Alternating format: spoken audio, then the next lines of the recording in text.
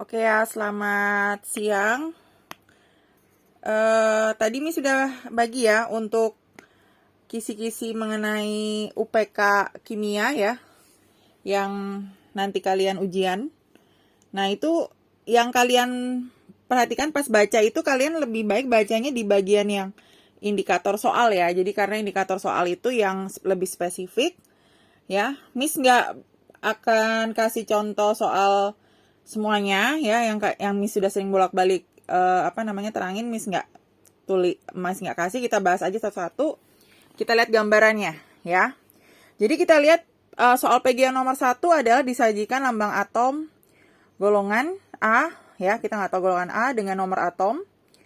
Siswa dapat menuliskan konfigurasi elektron dari atom tersebut. Berarti itu yang SS, PS, PSDF itu ya. Berarti udah tahu ya. Berarti misalnya ada lambang atom gini. Berarti yang kalian pakai yang mana? Yang atas atau yang bawah? Berarti kalau misalnya mau bikin konfigurasi. Yang bawah. Iya, yang bawah ya. Jadi jangan salah ya. Kalau ada ini yang kalian bikin yang bawah. Miss nggak usah terangin lagi kan. Dah berkali-kali cara membuat konfigurasi elektron. Itu soal yang nomor 1. Berarti soal nomor 1 udah kita bahas ya. Nah, sekarang kita lihat soal nomor 2. Itu berarti masih lanjutan dari nomor 1. Biasanya itu berarti perhatikan soal nomor 1, nomor 2 juga. Yang ditanya adalah letak atom dalam sistem periodik tersebut. Berarti setelah kamu bikin konfigurasi SSPDF-nya, dicari letaknya. Letaknya itu berarti periode dan golongan ya. Kalau periode dilihatnya dari angka depan yang paling besar ya di SSP. Misalnya 1S2, 2S2, berarti angka depan yang paling besar adalah 2 gitu ya, angka depan paling besar. Sedangkan kalau golongan itu terbagi ada yang belakangnya S, ada yang belakangnya P, harus ditambah dengan S ya untuk menentukan golongannya. Kalau golongan D, kalau terakhirnya D juga harus ditambahkan dengan S. Gitu ya. Kalau D sama S itu ada pengecualian ya, kalau 3 sampai 7 itu normal. Tapi kalau jumlahnya 8, 9, 10 masuknya ke golongan 8B. Mana sih? 8B. Nah, sedangkan kalau jumlahnya 11 masuknya ke 1B. Sedangkan kalau 12 masuknya ke 2B. Sedangkan kalau P ditambah S itu normal aja, tapi dia golongan A. Kalau S berarti nggak ditambah yang lain ya. Dia masuk ke golongan yang A. Gitu. Itu mengenai nomor soal yang kedua seperti itu. Jadi paling itu soalnya pasti berkaitan ya. Jadi perhatikan soal nomor 1 dipakai juga lambangnya untuk soal yang nomor 2. Ada yang mau ditanya? Mau tanya nih. Oke, boleh ha. Maksudnya P tambah S itu maksudnya ini nilai angka kok. Iya. Konstanta P sama konstanta S-nya ditambah gitu ya? Oh, bukan. Atasnya. Kalau golongan ya. Ini kan buat ngitung golongan nih. Kalau periode kan angka depan yang paling besar itu yang tadi dipilih. Kalau golongan tuh contohnya misalnya kayak gini. Misalnya, ini misal aja ya. Misalnya 4S2.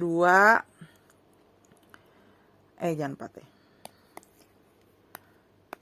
3S2 misalnya 3P5 terakhirnya kayak gini. Ya. Terakhirnya ternyata kalian ada P, ya kan? Terakhirnya P berarti harus ditambah dengan S. Berarti yang ditambah itu yang angka atasnya ya. Angka 2-nya sama angka 5-nya. Berarti ini golongan 7A. Gitu. Nah, periodenya lihat angka depan yang paling besar. Ini kan sama ya. Berarti ini periodenya periode 3. Gitu. Oke, udah jelas? Ada yang mau tanya lagi? Udah ya, Tian ya? Berarti udah ya. Berarti Miss hapus, ini Miss video kok ya. Jadi bisa dicek lagi. Kita cek lagi yang contoh nomor soal yang ke nomor 3.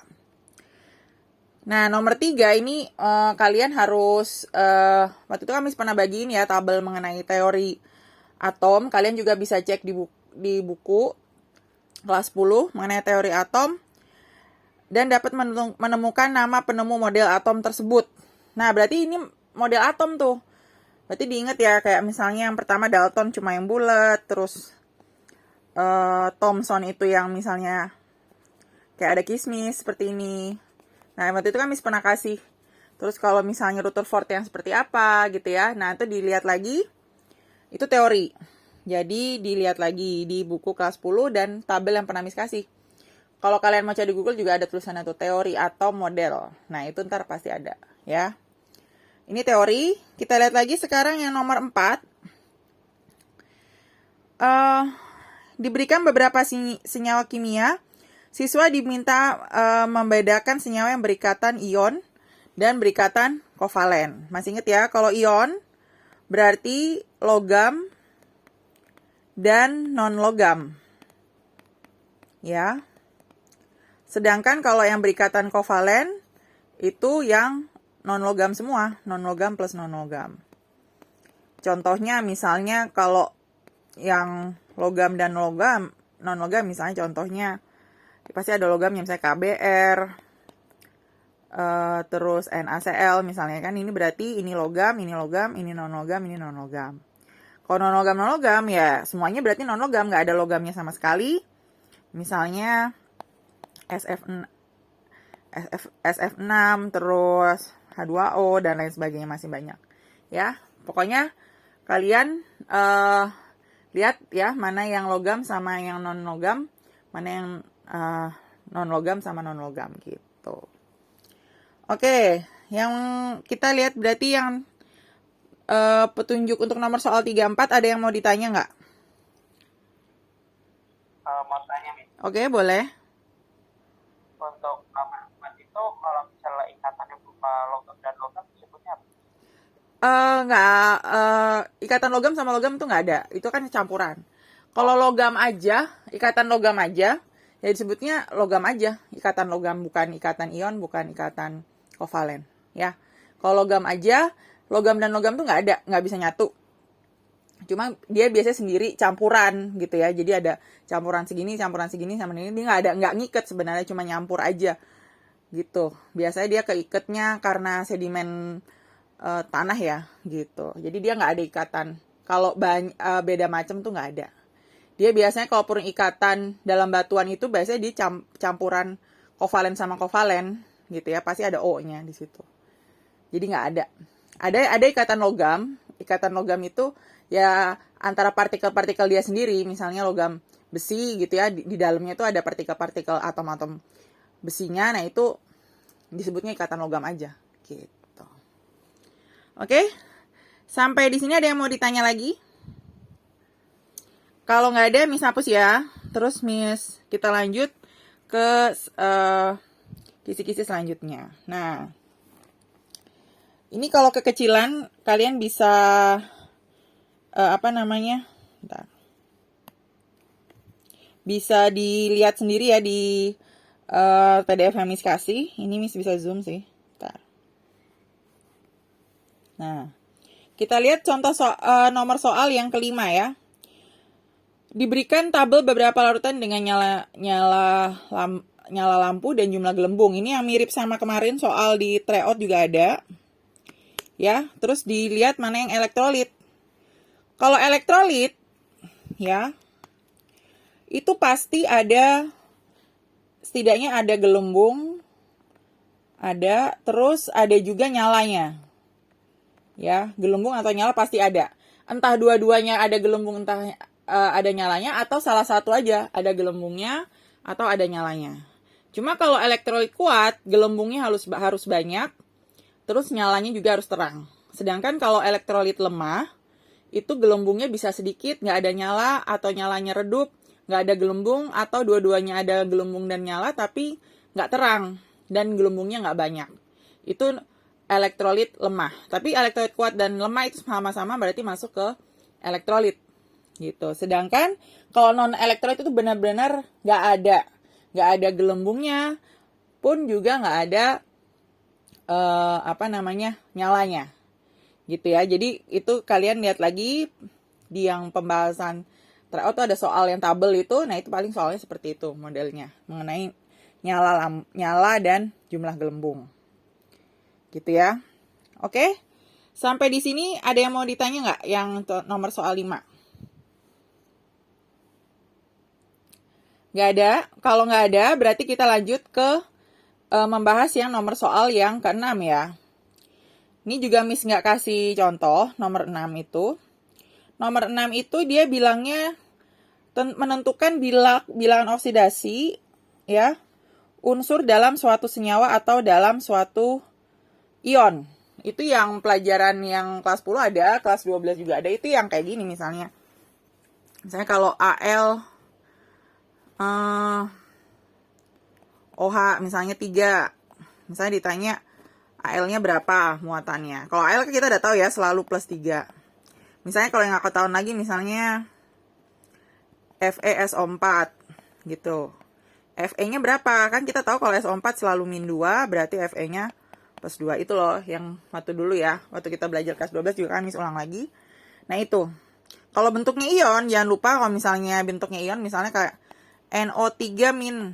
Berarti kita tahu kalau biasanya totalnya adalah 0, berarti kalau ini ngerjain misalnya tanya N-nya berapa, berarti N plus 3 dari O sama dengan yang atas, angka atasnya, berarti min 1. Berarti N plus 3 kali min 2 sama dengan min 1. N-nya berarti min 1 tambah 6, berarti plus 5. Nah, kayak gitu. Ya, paling tuh ditanya salah satu unsurnya kan. Ya, ada senyawa, ada ion, disuruh menentukan bilangan oksidasinya. Oke, yang nomor 6 ada yang mau ditanya nggak? Kalau nggak ada, kita lanjut nomor 7. Nomor 7 juga masih reaksi redoks. Diminta mana senyawa yang mengalami reaksi reduksi dan reaksi oksidasi berdasarkan perubahan bilangan Bilox. Itu juga waktu itu pernah ya, kita kelas 12, dicek lagi. Itu yang kayak gini, yang model soalnya kayak misalnya NaOH plus HCl misalnya. Jadi NaCl plus H2O. Terus ditanya siapa yang senyawa yang mengalami reduksi, mana senyawa yang mengalami oksidasi. Berarti kan kita tahu kalau Na plus 1, O itu selalu min 2, H itu plus 1, ini plus 1, ini. Kalau ini plus 1 berarti Cl min 1, plus 1, min 1, plus 1, min 2. Nah, tapi kalau ini nggak ada yang berubah kan, karena nggak ada yang perubahan bilangan Bilox, berarti dia bukan reaksi redoks. Tapi kalau ada, misalnya contohnya ini awalnya, ini cuma contoh ya, misalnya ini awalnya plus 2, jadi plus 1. Nah, berarti turun. Berarti ini siapa yang mengalami reduksi? Adalah NaOH. Berarti yang sebelahnya pasti mengalami oksidasi. Kayak gitu. Ya, itu kan juga pernah kita bahas ya. Pas pelajaran kelas 12 ada lagi. Ini nggak bahas lebih lanjut. Tinggal dicek lagi. Nomor 8. Ada yang mau ditanya nggak? Kalau nggak ada, kita lanjut ya. Kita lanjut ke yang 9. Yang 9 dia bilang disajikan rumus senyawa dan peserta didik dapat menghitung jumlah MR dari senyawa tersebut. Ini gampang. Misalnya kayak K2SO4 misalnya ya. Dikasih tahu AR-nya K itu 23 misalnya, S32, O16. Berarti MR-nya tinggal dikali-kali aja kan. K-nya ada 2, berarti 2 kali 2, 3, tambah 32 ya. Karena S itu 32, O itu 16. Berarti 16 kali 4, karena O-nya ada 4. Terdapat deh berapa nilai MR-nya. Kayak gitu. Biasa ini ya.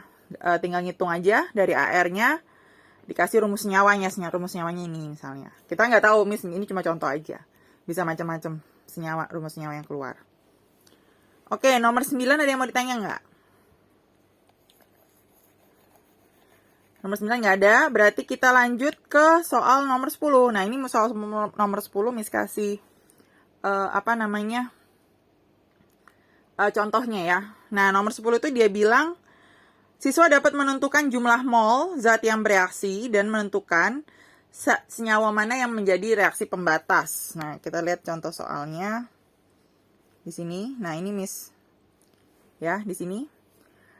Nah, langkah pertama kalau ada soal seperti ini ya, yang ada persamaan reaksi, kalian harus cek dulu dia udah setara atau belum. Kayak contoh soal ini kan, misalnya ini Al-nya di kiri 1, tapi di kanannya 2. Nah, berarti ini harus kita setarain dulu. Kita Al-nya kita kali 2. Nah, terus kita cek lagi Cu-nya. Oh, Cu-nya masih sama. Tapi SO4-nya ini di sini ada kali 3, ini baru kali 1 kan yang sebelah kiri. Berarti kita kali dulu nih. Kita taruh di depan Setarain ini 3. Berarti CU-nya, karena ini berubah, berarti ini juga berubah kali 3.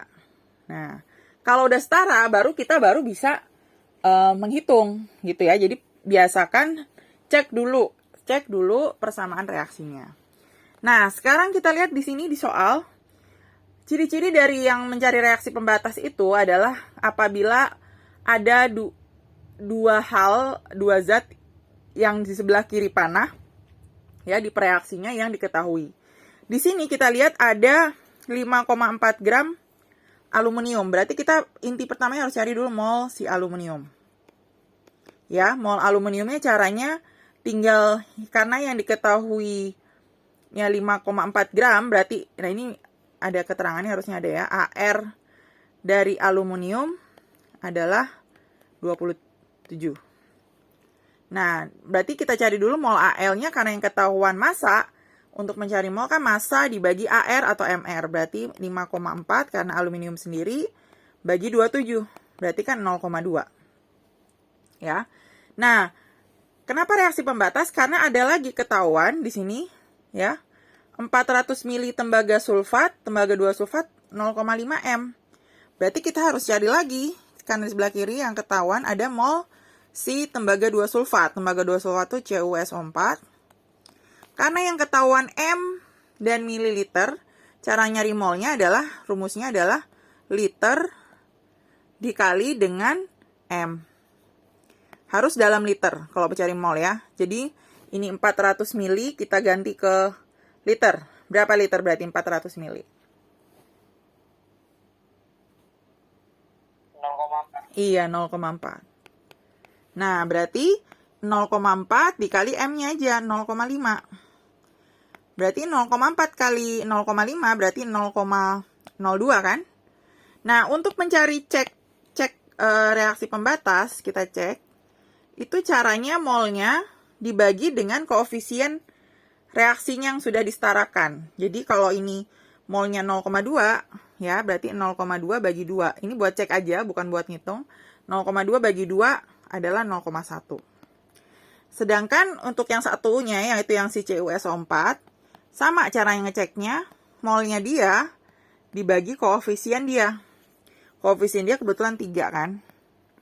Ya, di angka depannya berarti 0,02 dibagi 3, berarti kan 0,0067 sekian. Ya, berarti udah jelas sih ya. Yang ini lebih besar, yang ini lebih paling kecil nih. Kita harus memperbandingkan perbandingannya dengan koefisien. Mana yang pembatas itu adalah berarti yang koefisiennya hasil pembaginya itu tadi yang kecil. Berarti yang pembatas adalah si CuSO4. Karena hasilnya pas dibanding ini sama ini yang lebih kecil. Gitu. Jadi ditanya, tentukan reaksi pembatasnya siapa? CuSO4. Terus dia bilang, dia mau nanya berapa mol dari si yang pembatas. Berarti mol dari pembatasnya adalah 0,02 mol gitu. Kalau ini kalau dibagi koefisien cuma buat cek aja gitu. Yaitu gambaran dari soal nomor 10 ya. Ada yang mau ditanya nggak? Kalau nggak ada, kita lanjut ya. Kita lanjut biar kita bisa nge-cover banyak soalnya. Malah matiin, bentar. Bentar ya.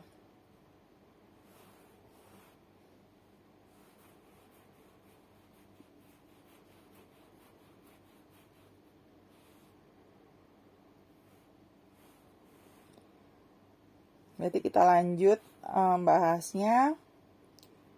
Nah, tadi nomor 10, berarti kita lanjut ke nomor 11 dan seterusnya ya. Oke. Di nomor 11 kita lihat disajikan rumus bangun alkana, siswa diminta menentukan atom yang mana yang tergolong primer, sekunder, tersier, dan atom kuartaner. Waktu itu kan pernah di TO juga ya, dibahas seperti itu. Tahu ya, kalau atom primer, C primer berarti C yang mengikat 1 C yang lain. Sedangkan sekunder itu mengikat 2 C lain, tersier 3 C lain, dan yang kuartaner berarti C-nya itu mengikat 4 C lain. Gitu. Nah ini nanti Miss bahas Contohnya sama dengan lanjut ke yang nomor 12. Nomor 12 itu dia bilang diberikan suatu rumus bangun senyawa alkana, siswa diminta menyebutkan nama dari senyawa tersebut. Gitu. Nah, sekarang kita lihat contohnya. Miss bikin contoh di bawah nih ya untuk nomor 11 dan nomor 12. Ya. Berarti kalau yang ini atom apa nih? Primer atau sekunder? Primer. Primer ya, karena dia mengikat C. Berarti ini primer. Ini juga primer ya. Yang C-nya yang H-nya 3 ini primer. Ini primer. Yang tengah ini apa? CH nih. Primer, sekunder, tersier. Apa? Tersier. Tersier, karena ada 3 ya. Ini mengikat 3 C yang lain. Berarti ini tersier nih. Ya, baru yang tengah ini apa nih? Yang C sendirian nih. Jenisnya. Kuartaner. Iya, kuartaner. Gitu. Ya, ini di sini nggak ada contoh yang yang sekunder ya. Kalau sekunder ya berarti CH2 ya, dia mengikat C lain. Nah, ini yang nomor 11 tadi. Sekarang kita lihat yang kalau nomor 12. Nomor 12 adalah dikasih rumus bangun. Rumus bangun itu seperti ini. Terus ditanya, dia bilang tentukan namanya. Nah, penamaan. Nah, kita kan udah pernah belajar penamaan tuh.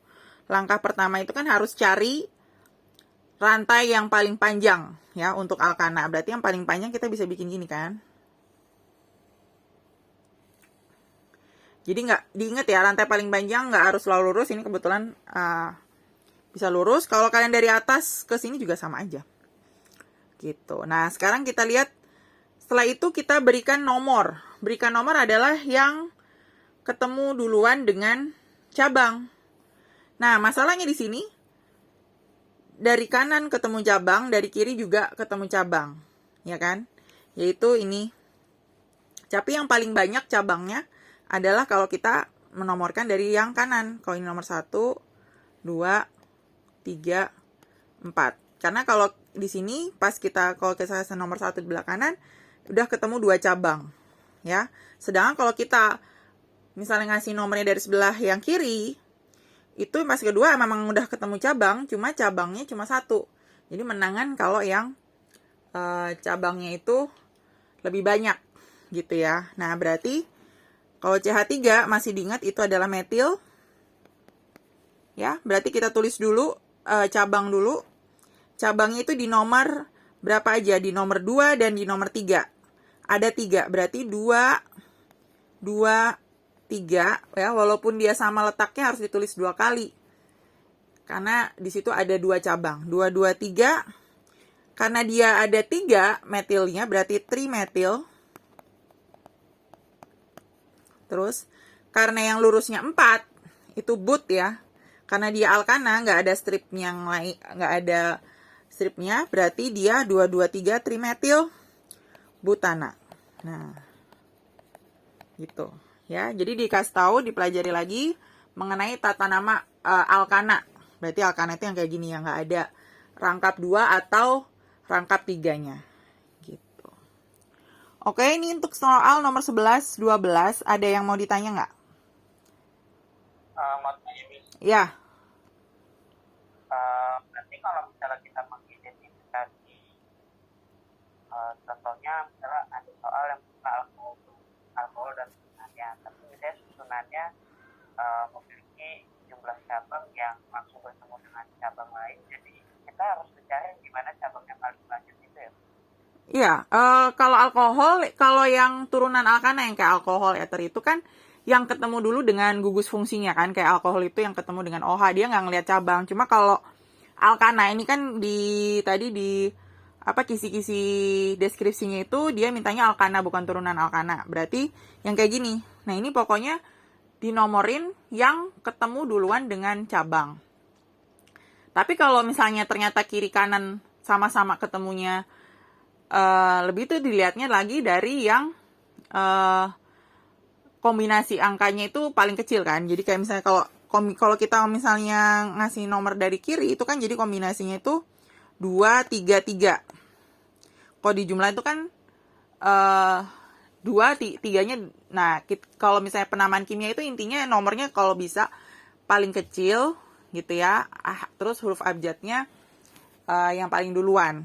Nah, jadi kalau yang tadi kamu tanya, kalau misalnya yang senyawa turun alkana itu nggak dari cabang. Itu juga ada urutannya itu kalau yang turunan alkana itu lihatnya gugus fungsi dulu baru cabang. Tapi kalau alkana ini karena dia nggak punya gugus fungsi, yang dilihat cuma dari cabangnya aja mulainya. Ya. Oke, kita lanjut dulu. Yang ini kita lanjut dulu bahas soal, kita bahas lagi yang nomor 13 ya berarti. Kita lihat soal nomor 13. Disajikan beberapa senyawa hidrokarbon, siswa menentukan mana hidrokarbon yang jenuh dan senyawa hidrokarbon yang tidak jenuh. Itu yang 13. Terus yang 14. Nanti nomor 13 itu kita lihat di sini. Ada contohnya Miss kasih nih. Ya. Jadi kalau hidrokarbon yang jenuh atau tidak jenuh, jenuh itu artinya yang sama sekali tidak ada rangkap.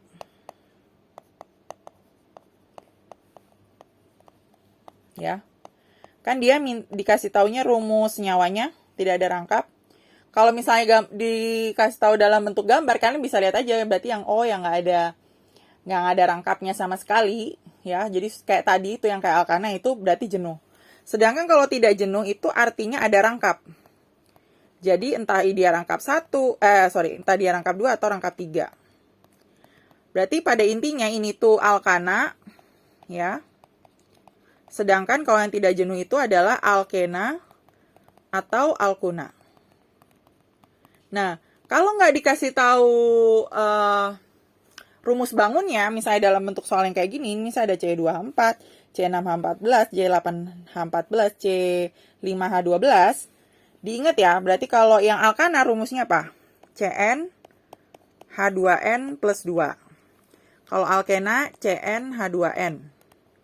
Ya, kalau alkuna itu Cn H2N min 2. Waktu itu Miss pernah bahas kan? Jadi kalau misalnya C2H4 itu berarti masuknya ke rumusnya Cn H2N karena 4 itu benar-benar 2 kali 2. Berarti kalau ini masuknya alkena. Berarti dia jenuh atau nggak jenuh? Kalau dia alkena. Tidak jenuh. Nah, ini tidak jenuh. Tidak. Ya. Sedangkan kalau C6H14 itu berarti masuknya ke Cn karena 14 itu kan lebih dari 2 kali lipat dari dari 6. Berarti itu masuknya ke 2n plus 2 kan? Karena 2 kali 6 12, 12 tambah 2 14. Jenuh apa nggak jenuh berarti ini? Masuknya alkana. Jenuh. Terus kalau yang ketiga C8H14 itu kurang dari 2 kalinya 8 kan? Harusnya kan C8H16 kalau di alkena. Tapi ini berarti alkuna, masuknya ke rumus Cn H2N min 2. Berarti kalau alkuna, rangkap 3, dia lebih nggak jenuh lagi. Ini juga tidak jenuh. Yang terakhir C5H12 apa? Jenuh atau tidak jenuh? Jenuh. Karena dia alkana, betul. Berarti ini jenuh. Nah, gitu. Ya. Ini yang soal nomor 13. Nah, sekarang kita lihat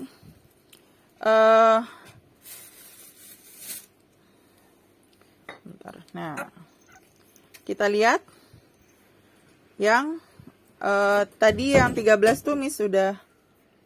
Nah, sekarang nomor 14.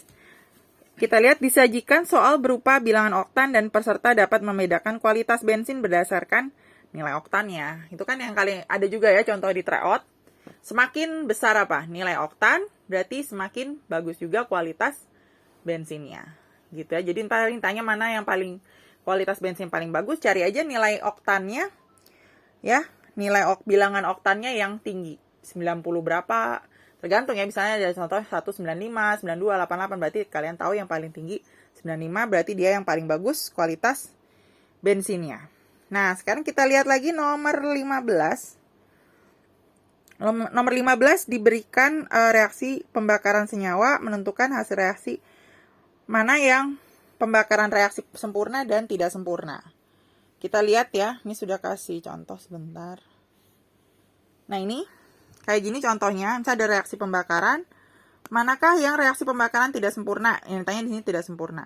Tidak sempurna itu adalah pembakaran hidrokarbon ditambah oksigen yang menghasilkannya itu bukan karbon dioksida. Jadi kalau tidak sempurna itu yang dihasilkan adalah karbon monoksida, yaitu CO. Gitu. Ya. Sedangkan kalau reaksi sempurna ya, itu yang dihasilkan itu CO2. Berarti kalau nomor 1 ini sempurna. Karena yang dihasilkan CO2. Ya, sedangkan yang kedua itu tidak sempurna. Karena yang dihasilkan CO. Kalau yang kayak gini pembakaran bukan. Bukan, karena ini kayaknya kurang deh ya. Ini harusnya 4 CO. Ini kayak ketikannya kurang. Ya. Nah, kalau CO itu berarti tidak sempurna juga. Ya, tidak. Nah, kalau ini CO2 berarti dia yang sempurna. Berarti kan udah tahu ya bedanya mana yang sempurna, mana yang nggak sempurna. Kalau di sini berarti yang tidak sempurna, yang dia minta berarti yang belakangnya CO. Begitu. Ini soal yang nomor 15. Kita lihat dulu lagi yang tadi ya, nomor 16. Kalau nomor 16 kayak nggak kasih contoh, yaitu menghitung entalpi grafik. Ya, bentar.